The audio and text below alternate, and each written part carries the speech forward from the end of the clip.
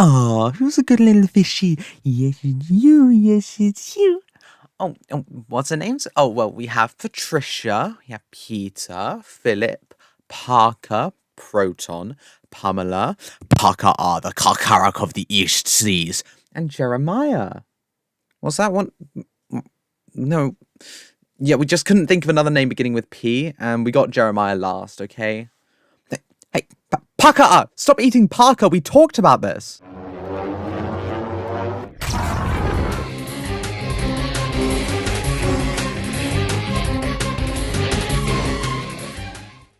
Welcome, custom card fans! My name is Aurora, and I'm here to present Archetype Spotlight. This ongoing series will see a spotlight shined on some of the hundreds of custom strategies, archetypes, and support that you can find on the server. We'll explore the beloved and the forgotten, the barely viable and the meta-defining, the decks that make EXU, well, EXU. Today's Archetype Spotlight has been terrorizing custom card creators for quite some time, and swam into EXU's card pool only about a year ago, where it immediately made its name for itself as quite a predator. Let's take a look at Gator's Carcharracks. Carcharracks were first conceived on Jax, or just another custom card server, by Gator while he was a member there. They were spawned from the artwork of Demiso Pasuka, whose art has also given life to a few other archetypes, notably Rev/Strider. They have gained notoriety as an easy deck to understand with a good deal of power behind them, being able to remove cards from the field with ease and react to your opponent's effects by banishing their cards. In addition, its spells and traps are able to reset themselves to give the deck an even longer grind game and stronger staying power, which has led it to being a favourite among control and stun enthusiasts. Carcharrack has had its fair share of victories in its time at EXU, at the hands of its best pilots in Gator and Fallen. Reaching top spots at a spattering of tournaments over the last year, the most recent top Carcharrack reached with a 4th place finish at Battleground number 13, losing out to Amaranth's Nebulance in the final rounds. It is this list that we'll be taking a look at today. While some might consider the deck to be simple or easy to play, that doesn't make it bad in any regard. It's a roughly tier 1.5 deck. Though not quite as good as some of the best decks of the format like Mortal Engine and Dark Scorpion, yes, Dark Scorpion, custom support, it does have significant power behind it. With that out of the way, let's take a look at the deck list. This is our deck list, so let's start working our way through the cards one by one. Each of the level 9 main deck Carcharrack monsters is a water fish, has 2700 attack and 2500 defense, and shares a few effects. They can be special summoned from the hand by sending 2 other cards from the hand to the graveyard, they each lock you out of the extra deck, and each target a card on the field when summoned, banishing that card face down if it would ever leave the field. In addition, if a card moves, each of them has an effect to eat it. Haikili, the Carcharrack of the West Seas for example, banishes a card added from the deck to the hand face down. Kamo Huali'i, the Carcharrack of the... card names. This one's a tough one. Kamo Huali'i, the Carcharrack of the North Seas, banishes a monster summoned from the hand or extra deck face down. Paka'a, the Carcharrack of the East Seas, banishes an activated spell or trap or effect face down, and Ukapanipo, the Carcharrack of the South Seas, banishes a card moved from the graveyard to a different place, as usual, face down. These cards are the heart and soul of the deck, offering removal, big bodies, and interruption all in one. This list plays 2 of each, as seeing any one of them in multiples isn't great, you can only control 1 of each. The enabler for these cards is Namaka, the Serene Carcharrack. She's the only normal summon in the deck as a level 1 Water Aqua with 300 attack and 100 defense. It adds a Carcharrack spell or trap on normal summon, and contributes itself to special summon a Carcharrack from the hand or graveyard during the end phase, bypassing their inherent summoning conditions that can cost you valuable resources. In addition, Namaka can also banish itself from the graveyard if a Carcharrack is destroyed, to special summon a Carcharrack from the hand or graveyard during the end phase. She reminds me a lot of what Lopter is for generators, a normal summon that enables the deck to make significant plays on turn 1, which is why we're playing 3. The last of the Carcharrack monsters is Kanaloa, the Ultimate Carcharrack, a level 11 Water Aqua monster with 3300 attack and 3100 defense. It can only be summoned by banishing at least 2 fish Carcharracks with different names from your hand, field, or graveyard, and you can only special summon 1 a turn. You might wonder why it's at least 2, and that's because if you banish all 4 Carcharracks, then Kanaloa gains both targeting and destruction protection from card effects. Kanaloa can also, at quick effect speed, return banished Carcharrack monsters to the graveyard, and gain their names and effects until the end phase, making it a highly modular boss monster. It's run at 1 due to taking up a lot of resources and to being widely searchable when needed. When it's good, but otherwise, it's just a big stick. Next up is the spell trap lineup. First is Shark Ship and Strider Cycler, the complementary non-archetypal rotor. It can add either a Carcharrack or a Rev/Strider card from the deck to the hand, and can set itself from the graveyard during the end phase, though no other cards can be set via card effects for the rest of the turn, and this card is banished when it leaves the field. This has a connection to Rev/Strider through the artwork of Demizu Pusaka, though that's not important for Carcharrack. This, however, does set the precedent for essentially being better Witchcrafter cards when setting themselves back face down, instead of, adding them back to the hand like the Witchcrafter spells. And this is just more poignant on the traps, as they can also be used reactively on the opponent's turn or proactively on your turn after they have been set. This is also obviously prevalent on a quick play spell. On a normal spell, this just means that you have a way to use the card one more time. Still, on an Omni Rotor, you'd be remiss to run less than 3. Another vital searcher is Submerged City of the Carcharracks, a field spell that gives a monster search, an attack boost for Carcharracks while another Carcharrack spell or trap is being played, and can protect your Carcharracks by dropping their attack. All in all, an excellent 3 of. Ancient Deity of the Carcharracks is a continuous spell that functions as essentially Kaiser Colosseum at the start of the battle phase, and can reset your banished Carcharrack spell and traps. This is useful for the grind game, and its battle phase effect can be pretty useful when you only have about 1 or 2 monsters at any given time. 2 copies of Savage Attack of the Carcharracks functions as primary pieces of removal for the deck, and they can also reset themselves to the field just like Shark Ship and Strider Cycler. Tragic Defeat of the Carcharracks is a foolish burial for the deck, sending any Carcharrack card while you control Kanaloa or any Carcharrack monster otherwise. It can also reset itself. Wistful Memory of the Carcharracks is an equipped spell that can bounce an opponent's monster that battles with the equipped monster Thundery Canvas style, and can reset itself as well. Moving on to the traps, Undersea Rescue of the Carcharracks is a monster reborn for Carcharracks and can reset itself, being played at 2 for how useful it is keeping Carcharracks on the field. Finally, Predatory Maw of the Carcharracks is the counter trap, negating and destroying a monster that activates its effect while you control a big Carcharrack, also resetting itself like most of the other spells and traps. Overall, this lineup leans heavily into a strong grind game, able to retain advantage easily enough by resetting themselves to offset the loss of discarding to summon the Carcharracks in the first place. In terms of staples, while this list doesn't play almost any other monsters, it does play plenty of spells and traps. Foolish Burial Goods can be helpful to set up cards like Predatory Maw and Undersea Rescue for the opponent's turn, and 3 copies of Pot of Extravagance help to generate advantage that you sorely need, primarily for discard fodder. Terraforming? It's just another copy of Submerged City, which is a rotor, which is why this is being played. Infinite Impermanence is useful as disruption on your opponent's turn when they're going first, and still so when you're going first. Skill Drain might seem like an odd inclusion, considering the powerful effects of Carcharrack monsters, but at the end of the day, they're also just big beaters.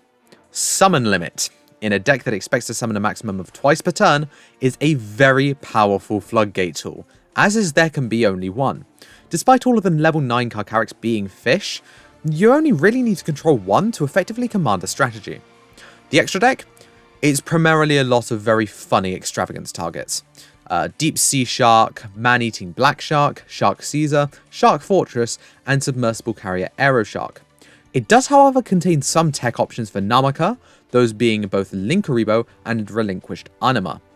The side deck is a gorgeous suite of 5 3-ofs, those being Nibiru the Primal Being for the combo matchups, Decker Lockdown to really slow the game to a standstill, Evenly Matched as an equalizer of choice, Solemn Judgment as a powerful generic negate, and Soul Drain to lock down the graveyard. While some of these will turn off some of your effects, like Deck Lockdown blocking your searchers and Soul Drain negating Namaka's graveyard effect, Carcharracks don't particularly care. They can be aggressive and completely dominate the board as long as their opponents can't use any of their care. I'm going to redo that last bit. Carcharracks don't particularly care. They can be aggressive and completely dominate the board as long as their opponent can't use any of their cards either. Let's take a look at this deck in action. For the first time ever in Archetype Spotlight history, it feels weird saying history when there's been 6 episodes including this one, we're going to be showcasing a match. Now this is because since Carcharrack is a relatively simple deck to understand, Gator didn't really think that it was necessary to supply me with a combo tutorial. You know, because there aren't combos. So as a result, we're going to be showing how this deck functions in a game of 3 and also after siding. though I think I sided about 3 cards. Our opponent today is going to be Cole, and Cole is playing Code Talker, which, when we're going second, is not that great. Going to go draw standby main, and they're going to start off by normal summoning the Lady Debug and activating her effect. All of these cards in our hand are going to do a great deal, I can be sure, hey? Added to the hand is going to be it's the microcoder, right? Should have been, right? Activate the hard-drawn codec. He drew 2 of them. Lovely. Going to link together the microcoder and the Lady Debug in order to summon that Code Talker. Then the effect of the codec is going to be activated, as well as the effect of the microcoder, which is all going to be getting an okay. Because, of course, we can't do anything at the moment. Added to hand is going to be the Signet optimization, where it would usually be the codec. Obviously, they already have 2 copies of it. And the add is going to be Sim Tabler off of the codec. That's the card that adds the monster. Yep, the codec. Then is going to be a link between the code generator and the code talker in order to summon the transcode talker. Then the effect of the Signet codec is going to be activated and chain blocked by the code generator. Obviously, this is the ideal way to do it. And send it to the graveyard is going to be the Dotscaper, and added to the hand is going to be the Gatchiri Atagnister.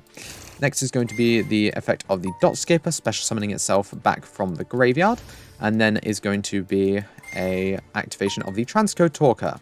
This is going to allow Cole to special summon back that Code Talker, and then immediately link it away with the Dotscaper in order to summon Xcode Talker. The effect of the Signet codec is going to activate chain blocked by the Xcode Talker, targeting this zone right here.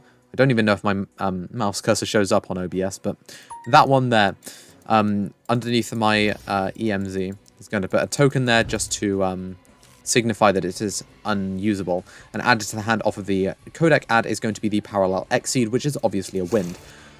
Which seems abrasively good. I'm not going to lie, this seems very, very good to be able to add off of codec. Sim Tabler's effect is going to activate, revealing it in hand, targeting the Dotscaper in the graveyard, I do believe it is. No, it's the Lady Debug. Ah, yes, makes sense. Since we want to add back the Lady Debug for next turn follow-up if we want to do so, which we can do so because we have the Pot of Avarice in hand, which means we can basically reset our entire combo. We're going to activate the effect of Gatchiri, negating the effects of that Transcode Talker permanently. I don't know why Cole did this when you could just negate the effects of Sim Tabler. Like, I'm not missing anything here. I'm not missing anything. I'm a little confused as to why that was the negate. Anyway, it's going to be a link together between the Gatchiri Atagnister and the Sim Tabler in order to summon the Code Talker inverted, and then the effect of the Code Talker inverted and the Signet codec chain blocked by the Gatchiri Atagnister. Gatchiri is going to target the Signet is going to target the Xcode Talker, which is going to make this zone pretty much completely unusable for me, adding to the hand the Cyburst Gadget, and special summoning the Cyburst Gadget from the hand, which is maybe not exactly the correct play, because a better normal summon would be because a better special summon would probably be the Lady Debug off of this, and then the normal summon with Signet optimization into the Cyburst Gadget to get another monster back from the graveyard. But you know, I can't make a judgment on these plays when I'm the one who's playing against them. Next is going to be the optimization, and that's going to lead to the normal summon of Lady Debug, and it's going to be a link 4 to summon Firewall Dragon. Next is going to be activating the effect of Parallel Exceed in order to get even more materials, and a chain of the effect of the Cyburst Gadget in order to probably just chain block the Exceed. I mean, it doesn't really chain block the Exceed because Exceed activates its special summon from the deck on a different chain. It's going to be then a special summon of the Exceed into that Firewall zone, and then we're going to activate the effect of Exceed in order to special summon another Exceed directly from the deck. Because this is what everybody came here to see, Code Talker combos. Next is going to be a link summon with the Exceeds into the Splash Mage, and then the Splash Mage's effect is going to activate in order to special summon back that Debug, and then we're going to link together those two in order to summon the third Code Talker, the Shooting Code Talker. It's technically the fifth, but it's the third link 3 one that we summoned. Signet Codec's effect is going to activate unprotected for, I think, the first time this entire duel, and we're going to add from the deck to the hand the Sea Archiver.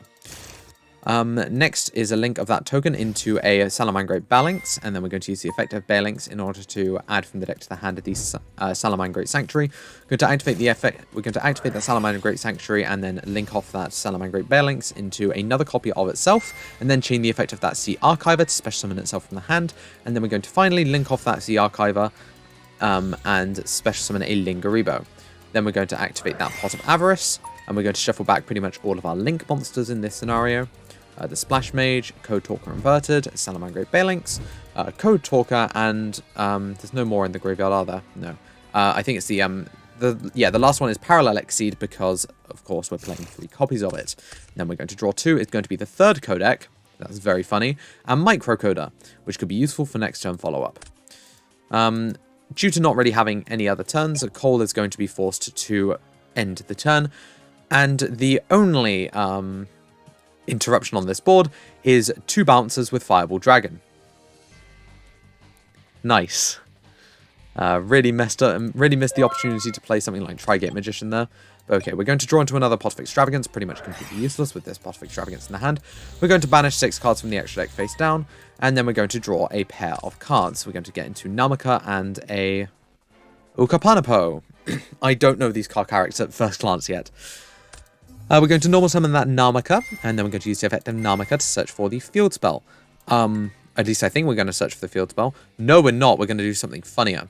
Cole is going to shotgun the bounce on the Namaka, which is certainly, like, not the worst decision, considering that I don't think he actually knows what Carcharrack does. The search still goes through. Cole quickly not understanding how Firewall Dragon actually works. So I'll skip through my explanation of how Firewall actually says you can add up to. So it does say if we look here, you can target monsters in the field and in the graveyard up to the number of monsters co-linked to this card. Even then, he was trying to add 3, and he's only got 2, the Shooting Code Talker and the X Code Talker. Yu-Gi-Oh! Rulings, you know. We're going to actually add Ancient Deity of the Carcharracks, because with this Firewall bounce expended, they control Cole controls a few more cards than I do. So, going to activate Ancient Deity. We're going to ditch, I think, a Namaka plus this Extrav. Yep. We're going to summon the Haikili, because we like the banish on the draw. Or banish on the search. And then we're going to go end of main.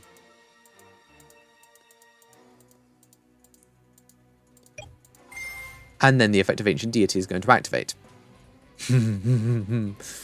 So, as we said, this is a Kaiser Colosseum at the beginning of the battle phase. At the start of each player's battle phase, if you control a Carcharrack monster, you can make your opponent send monsters they control to the graveyard until they control the same number of monsters as you do. We only control the one because this isn't a monster. This is just showing that we can't use this zone. So Cole is going to send Shooting Code Talker and Firewall Dragon and Transcode Talker and Xcode Talker and Lingaribo to the graveyard. Why? Because he thought he still had the other Balinx in grave. And then we're going to attack the Balinx. And he's going to take 2200 and it will go to the graveyard. And the token is also obviously gone because Xcode has left the field. We're going to go to the main phase 2. We're going to dump another 2 Carcharracks and we're going to summon the unpronounceable one. And then we're going to set the summon limit, and then we're going to use the effect of Kame. Wait, are we using that effect? Did I just misclick that? Yes, no, I didn't. We're going to use that effect to make sure that I think it's Sanctuary gets banished. I think that was my target. Yeah, so basically I forgot to do that on Haikili, otherwise I would have targeted one of the monsters. Probably Balinx because of Balinx's graveyard effect, but you know, depends. The draw is going to be here, Signet Conflict, which does absolutely nothing with no Code Talkers in play. Cole is going to set 4 pass. And in the end phase, we're not going to trigger any Carcharracks in the graveyard because we don't have any. We're going to draw and it's going to be Terraforming, which is just the funniest top deck in the world. We're going to activate the Terraforming. We're going to search for Submerged City of the Carcharracks. We're going to activate Submerged City and we're going to use this effect to search for the 3rd Namaka, the Serene Carcharrack from the deck. We will normal summon this Serene Carcharrack and we will use her effect in order to search for Tragic Defeat. Nope, Savage Attack is just as funny. We're going to activate Savage Attack, pop the face down, and that is going to be the end of the game thanks to the boost from the Submerged City of the Carcharracks. Because it's a mandatory effect. As we can see, Cole did offer a rematch, and we will be taking him up on that offer. So this is game 2. The cards I believe I sided out, if I remember correctly, because we can't actually see the side decking process. I think I sided out 1 copy of Savage Attack because it's searchable. I sided out the Equip spell because it's frankly awful. And what was the third card I sided out? Maybe it was I might have been a copy of Infinite Impermanence. I basically sided out 3 cards, and I think I sided into 3 copies of Nibiru the Primal Being. And for whatever reason, Cole decides to go second. You know, if you want to let me showcase the deck and what it can do turn 1, I would be more than happy to oblige. With no interrupts in Cole's hand, it's going to be a clean sweep for this hand, as we're going to activate Shark Ship and Shark Ship and Strider Cycler. We're going to add from the deck to the hand the Submerged City of the Carcharracks. This is obviously better than doing this the other way around, which would be search for Namaka and then use Namaka normal summon search into Submerged City, as this way we not only get to... As this way we basically get to search for a second spell on trap, which is probably better than searching for an extra monster, since the monsters require so much investment to summon, and we already have 2 in the hand, and arguably the 2 best ones at that. We'll activate the Submerged City, and we'll use its effect to search for the Namaka, and then we'll use the normal summon on the Namaka, and use the Namaka's effect in order to search for Predatory Maw of the Carcharracks. This is basically just going to let us help us to set up for the opponent's turn.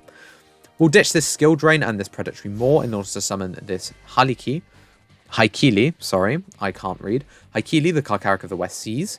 And then we're going to use the effect of Namaka, who will special summon a Carcharrack during the end phase. We'll set summon limit, and we'll go to the end phase, special summon the unpronounceable one. And we'll pass the turn, forgetting to activate the Predatory Maw, that we discarded for that exact purpose. I'm just that smart sometimes, you know. We're going to normal summon the Debug, Cole's going to normal summon the Debug and search for the Micro Coda. And then we're going to activate the effect of Haikili, Carcharrack of the West Seas. And we're going to struggle with DB's Interface. Like, interface a lot. We're going to try and banish this card face down in a lot of different ways. Eventually, we'll figure out that the only real way to do it is to put it on top of the deck. And then banish the top card of the deck face down. It ain't pretty, but it works. Next, we're going to ditch this Coda Generator from the hand, and we're going to send this Lady Debug to the graveyard to summon the Code Talker. We'll activate the effect of Kamo Hoali'i.